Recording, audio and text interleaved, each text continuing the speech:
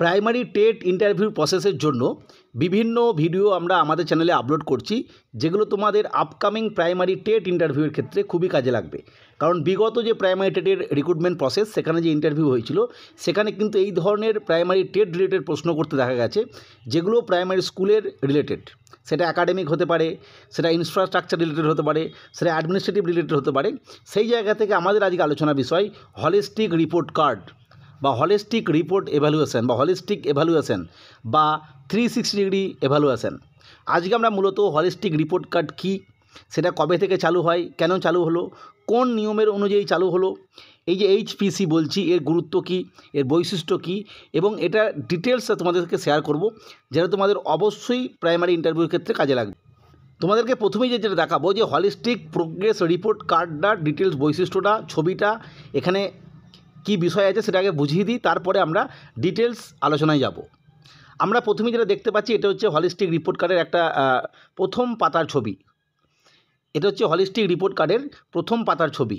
এটা কিন্তু একটা পাতা এরমটা নয়, এটা একটা বই, পুস্তক, যার মধ্যে মোটামুটিভাবে প্রায় 34 থেকে 35টা মতো পেজ রয়েছে। এখানে কি আছে না, এটা হচ্ছে প্রথম পাতা। এর প্রতিটা পাতাতে এরপরে ক্লাস 1 থেকে 8 অবধি প্রোগ্রেস রিপোর্ট যেরকম রেজাল্ট হয় স্কুলের, সেরকম রেজাল্ট কিন্তু পরপর, এটা একটা বই ভাবতে পারো, তার মধ্যে দেওয়া আছে। অর্থাৎ এক একটা ক্লাসের জন্য 4টে করে 5টা করে পাতা আছে পরপর। এই যে এটা হচ্ছে প্রথম পাতা, এখানে তোমরা যদি ভালো করে লক্ষ্য করো, এইখানে কিন্তু কোনো ক্লাসের নাম উল্লেখ করা নেই। কেন নেই সেটা পরে বলছি। প্রথমে যেটা দিতে হবে শিক্ষার্থীর ছবি, এবং দেখো লেখা আছে name of the student, date of birth, এবং বর্তমানে যেহেতু অনলাইন সিস্টেমে এন্ট্রি হয় বাচ্চাদের, ফলে তাদের একটা আইডি তৈরি হয়, স্টুডেন্ট আইডি, আধার কার্ডের মতো একটা আইডি। এই আইডিটা দিলেই কিন্তু একটা স্টুডেন্টকে আইডেন্টিফাই করা যাবে, সে কোন স্কুলে পড়ে, কোন জেলায় পড়ে, এবং তারপরে Aadhaar number, blood group, father's name এবং মাদার্স নেম, এবং শেষে গার্জেন্স নেম। এখানে কিন্তু কোনোভাবেই কোন ক্লাসে পড়ে সেটা নেই। কেন নেই সেটা আমি বলে দিচ্ছি। এইটা না থাকার কারণ হচ্ছে এই রিপোর্ট কার্ডটা কিন্তু স্কুল এন্ডে থাকবে। অর্থাৎ সাপোজ ধরে নিচ্ছি কোনো একটা ছেলে বর্তমানে 1-এ পড়ে, তার রেজাল্ট তৈরি হলো, প্রথম পর্ব, দ্বিতীয় পর্ব এবং তৃতীয় পর্ব। পরীক্ষা পদ্ধতি নিয়ে ডিটেলস আমরা আলোচনা করেছি, তোমরা সেটা দেখে নিতে পারো। সেই রেজাল্ট তৈরি হওয়ার পর প্রতিটা পর্বে গার্জেনদের কাছে যাবে, গার্জেনরা সিগনেচার করে ফেরত দেবে নির্দিষ্ট জায়গায়। সেই ফেরত দেওয়া কপি স্কুলেই থাকবে। পরবর্তী ক্ষেত্রে একটা ক্লাস, মানে প্রাইমারি সেকশনের কথা বলছি, সে 4 বা 5, যে ক্ষেত্রে 5 আছে, সেইটা পাস করে দেওয়ার পর সেই রেজাল্টটা নিয়ে গিয়ে ডিরেক্ট সে জমা দেবে হাই স্কুলে যেখানে ভর্তি হচ্ছে। হাই স্কুলের শিক্ষক মহাশয়রা সেই রেজাল্ট, মানে এই যে প্রোগ্রেস রিপোর্ট কার্ড, এটাই রেখে দেবে, এবং একটা এই রিপোর্ট কার্ডের মধ্যেই কিন্তু 8 পর্যন্ত নাম্বার দেওয়ার জায়গা আছে, সেটা দেওয়া হবে।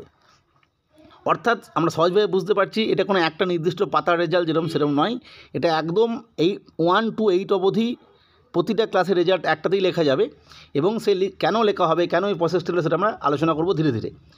যেটা আমি দেখাচ্ছিলাম একটু আগে কালার হিসাবে, তারই একটা স্ক্যান কপি হচ্ছে এইটা। অর্থাৎ প্রথম পাতা হচ্ছে এটা। নেক্সট 2 নম্বর পাতা যেটা, সেটা হচ্ছে এইটা।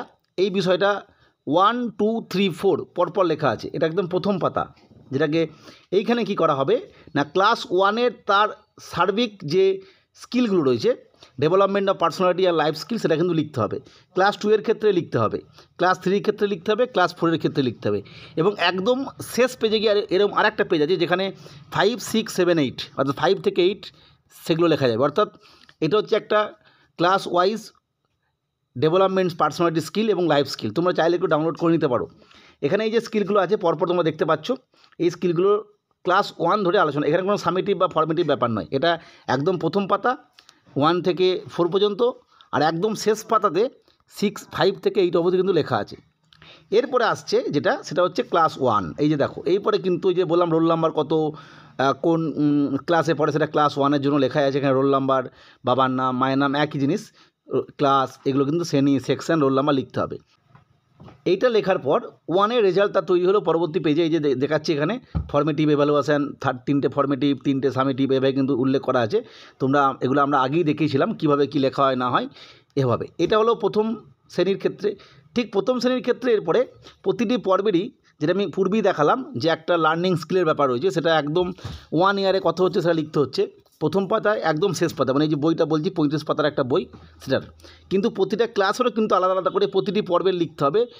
ফর্মেটিভ অ্যাসেসমেন্টের ক্ষেত্রে এই যে ফর্মেটিভ ফার্স্ট ফেজে তার কেমন প্যাটার্ন অফ ইন্টেলিজেন্স ছিল, এরিয়া অফ ইন্টারেস্ট ছিল, প্রতিটা পর্বের ক্ষেত্রে কিন্তু এখানে লিখতে হবে। এছাড়া আরেকটা বিষয় আছে, এই যে আমি বললাম 360 ডিগ্রি মূল্যায়ন, সেক্ষেত্রে সামেটিভের ক্ষেত্রে তার কি মূল্যায়ন সেটা এখানে লিখতে হবে। অর্থাৎ একই রকমভাবে ক্লাস 2, ক্লাস 3, ক্লাস 4 এভাবে কিন্তু একটা বইয়ের মধ্যেই কিন্তু হলিস্টিক প্রোগ্রেস রিপোর্ট কার্ডটা দেওয়া আছে। এবার এই বিষয়টা কেন এলো সেটা আমরা এবার ডিটেলস আলোচনা করব। এরপরে আমরা হলিস্টিক রিপোর্ট কার্ড নিয়ে যদি কোনো প্রশ্ন করে কীরকম প্রশ্ন করবে এবং কী উত্তর আসবে সেটা আলোচনা করব। 1 নম্বরে আমি আলোচনা করছি, দেখতে পাচ্ছি যে হলিস্টিক রিপোর্ট কার্ড হলো একটি সামগ্রিক মূল্যায়ন পদ্ধতি যা শিক্ষার্থীদের শুধুমাত্র একাডেমিক স্কোরের নম্বরের দ্বারা মূল্যায়ন ছাড়াও তাদের মানসিক, শারীরিক এবং সামাজিক বিকাশের মূল্যায়ন করে। অর্থাৎ একটা ছেলে 1-এ পড়ছে, তাহলে সে শুধুমাত্র সামেটিভ পরীক্ষায় রিটেনে কত পাচ্ছে সেটা ফ্যাক্টর নয়, এখানে একটা ফর্মেটিভ এভালুয়েশন আছে। ফর্মেটিভ এভালুয়েশন মানে আমি বলেছিলাম আগেই যে তার প্রতিটি কাজকর্ম, বিদ্যালয়ে এসে সে কী করছে, কীভাবে বন্ধুদের সাথে মিশছে, কীভাবে গ্রুপ ওয়ার্ক করছে, কীভাবে শিশু সংসদ যেটা রয়েছে তাদের মধ্যে কাজকর্ম করছে, এই সমস্ত বিষয়ে আলোচনা। অর্থাৎ এখানে কিন্তু শুধুমাত্র একাডেমিক নম্বর দেওয়া হচ্ছে তা নয়, তার মধ্যে মানসিক বিকাশ ঘটছে, তার আর্ট এডুকেশন বা ওয়ার্ক এডুকেশনের মধ্যে শারীরিক বিকাশ ঘটছে এবং সামাজিক বিকাশ, নেতৃত্বদানের ক্ষমতা, এই সমস্ত বিষয়গুলো কিন্তু শিক্ষক মহাশয় লক্ষ্য রাখবেন এবং তিনি রিপোর্ট কার্ডে নাম্বার দেবেন বা গ্রেড দেবেন। সেটা আমি পূর্বেই দেখালাম কীভাবে দেওয়া হবে, এই জন্য এটা নিয়ে আসা হয়েছে। 2 নম্বর বিষয়, এই ধরনের রিপোর্ট কার্ড শিক্ষার্থীদের দক্ষতা, চিন্তাভাবনা এবং সামগ্রিক উন্নয়নের উপর আলোকপাত করে, যা প্রথাগত রিপোর্ট কার্ডের তুলনায় অনেক বেশি কার্যকরী। অর্থাৎ এখানে একটা বিষয় আছে যে প্রথাগত রিপোর্ট কার্ড মানে একটা রিপোর্ট কার্ড দেওয়া হলো, সে বাড়ি নিয়ে চলে গেল থার্ড সামেটিভের পরে, সেটা নিয়ে আর স্কুলে আসছে না। এখানে কি, যেহেতু রিপোর্ট কার্ডটা সে থার্ড সামেটিভের পরে সে 2ই পড়ুক আর 3তে পড়ুক কি 5ই পড়ুক, সে নিয়ে চলে যাচ্ছে, পুনরায় আবার স্কুলে জমা দিচ্ছে। ফলে শিক্ষক মহাশয় বুঝতে পারছেন যে তার পূর্বের যে মূল্যায়ন হয়েছিল আগের বছরে, সেখানে তার কীরকম মান ছিল, এই বছরে তার মানটা বাড়ছে না কমছে, এই যে বিষয়টা, এটা কিন্তু করা যাবে। সেই জন্যই কিন্তু হলিস্টিক রিপোর্ট কার্ড বা 360 ডিগ্রি মূল্যায়ন। 3 নম্বর বিষয়, এই যে বিষয়টা নিয়ে আসা হয়েছে এটা কিন্তু নর্মালি আসেনি। এনইপি যেটা ন্যাশনাল এডুকেশন পলিসি 2020 যেটা এসছে, তারই একটা পার্ট হচ্ছে হলিস্টিক রিপোর্ট কার্ড বা এইচপিসি কিন্তু এলো এনইপি 2020 অনুযায়ী এবং পশ্চিমবঙ্গের রেসপেক্টে চালু হলো 2025 শিক্ষাবর্ষ থেকে চালু হয়েছে। এর বৈশিষ্ট্য বা গুরুত্ব, এর কী বৈশিষ্ট্য আছে? 1 নম্বর হচ্ছে 360 ডিগ্রি মূল্যায়ন হবে, অর্থাৎ একটা স্টুডেন্টের সামগ্রিক বিকাশ সমস্ত দিক, অর্থাৎ আমরা যেমন ক্রিকেটের ক্ষেত্রে দেখেছি এবিডি বা স্কাই ভারতের রেসপেক্টে সূর্যকুমার যাদব বা এবিডি ভিলিয়ার্স, সেক্ষেত্রে সব দিকে তারা শর্ট নিতে পারেন আর কি। এই জায়গা থেকে একটা শিক্ষার্থী শুধুমাত্র একাডেমিক নম্বর নয়, তার জীবনের বিভিন্ন দিকের মূল্যায়ন করা হয়। ওই যে পিডিএফটা তোমাদের দেখালাম, তোমরা যদি কোনো পিডিএফটা ডাউনলোড করে নিতে পারো দেখবে, সেখানে কিন্তু তার সৃজনশীলতা কেমন রয়েছে, চিন্তাভাবনা কেমন রয়েছে, মানসিক বুদ্ধিমত্তা কেমন রয়েছে, খেলাধুলা বা সামাজিক মানসিক বিকাশ, এই সমস্ত বিষয়ের লক্ষ্য রাখা হয়, তার উপর গ্রেড বা নাম্বারিং দেওয়া হয় পরবর্তী ক্ষেত্রে বা পরবর্তী সামেটিভে, যাতে সেই গ্রেডটা আরও বাড়ে চেষ্টা করা। যদি কেউ কমে যায় সেক্ষেত্রে তাদেরকে লক্ষ্য রাখা হয় কেন কমে গেল হঠাৎ করে, এই বিষয়টা শুধুমাত্র একাডেমিক নম্বর তা নয় কিন্তু। বি হচ্ছে দক্ষতা ভিত্তিক মূল্যায়ন, একটু আগে বললাম স্কিল, অর্থাৎ মুখস্থ বিদ্যার পরিবর্তে স্কুলে যাচ্ছে কিছু জিনিস শিখছে, মুখস্থ করছে, লিখছে, নাম্বার পাচ্ছে, এরকমটা নয়, তার স্কিলের ওপর কিন্তু এখানে গুরুত্ব দেওয়া হয়। 3 নম্বর হচ্ছে বহুমাত্রিক মূল্যায়ন পদ্ধতি, খুব ইম্পর্টেন্ট। এতে শিক্ষক, সহপাঠী এবং এমনকি নিজের মূল্যায়নের মতো বিভিন্ন পদ্ধতি, ওই যে হলিস্টিক রিপোর্ট কার্ডটা যেটা দেখালাম সেখানে বিভিন্ন কলাম রয়েছে, তোমার দেখাচ্ছিলাম, সেখানে এমন কিছু অ্যাক্টিভিটি আছে যেগুলোর সে একা করতে পারছে না, তার জন্য সহপাঠী দরকার, গ্রুপ ওয়ার্ক দরকার, শিক্ষক মহাশয়দের সহযোগিতা দরকার। অর্থাৎ এই বিষয়গুলো থাকছে এবং এগুলো বারবার বলছি গ্রেড করে লেখা হচ্ছে এবং এই গ্রেডের মাধ্যমে কিন্তু তার মূল্যায়ন হচ্ছে এবং মূল্যায়নটা তার পজিটিভ দিকে যাচ্ছে না নেগেটিভ দিকে যাচ্ছে সেটাও কিন্তু এর মাধ্যমে বোঝা যায়। ডি হচ্ছে ধারাবাহিক অগ্রগতি, যেটা আমি পূর্বে বারবার বলছিলাম। এটা শুধুমাত্র যেহেতু একটা নির্দিষ্ট সময়ে ফলাফলের উপর জোর না দিয়ে শিক্ষার্থীদের ধারাবাহিক উন্নতি দেখায়, অর্থাৎ ক্লাস 1-এর তার যে ফলাফল হলো সে রিপোর্ট কার্ডটা বাইরে নিয়ে চলে গেল, 1-এর তার যে রিপোর্ট সেটা কিন্তু শিক্ষক মহাশয় যে থাকছে না সবসময়।